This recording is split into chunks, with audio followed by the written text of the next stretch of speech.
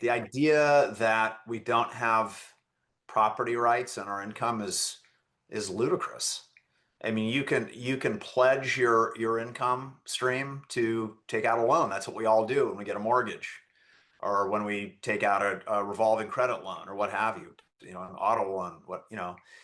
We're essentially pledging an income stream. We're saying we can contractually obligate some part of our income, and if you don't pay it, let's say you don't pay a legal obligation, you can have your income garnished, right? It's your property.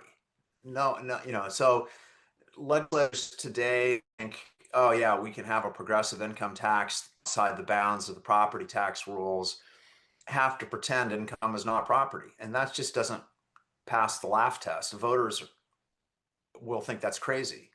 And over the decades, legislatures have understood that and they've said, okay, well, if we want to exclude income from the definition of property, we need to get the Constitution amended.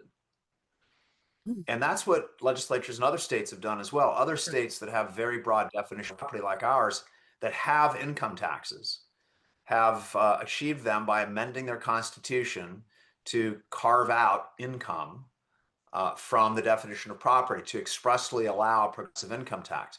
Keeping in mind that under our constitution, income is property, we tax property, we can have a tax on income.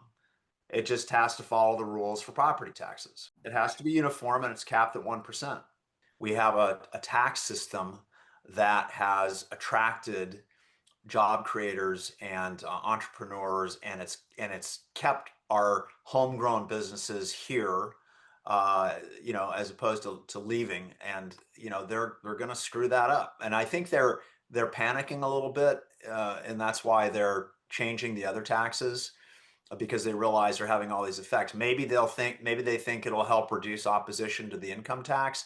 I doubt it because voters aren't going to be fooled by the gimmick of calling it a millionaire's tax. No one, everyone instinctively understands that this is the camel's nose under the tent. And once it's on the books, then they'll just start expanding it to reach more and more people. You know that the United States income tax was approved by the 16th Amendment to the U.S. Constitution in 1913. And in the early days, it only reached about 5% of the population. It was a millionaire's tax of its day, right? We've seen how that's gone. At its peak, the federal income tax rate, the highest marginal rate was 90%, and now it's 43%. I mean, and it reaches most Americans. So no one who's looking at this should be fooled by sloganeering this so-called millionaire's tax, which is attempting to incite sort of class envy and also exploit the idea that, oh, I don't mind a higher tax as long as it's on someone else. Because once this thing is in place, and if they get the Supreme Court to uphold it, they inevitably will lower the threshold till it reaches more people, and they'll raise the rate over time. Look at California.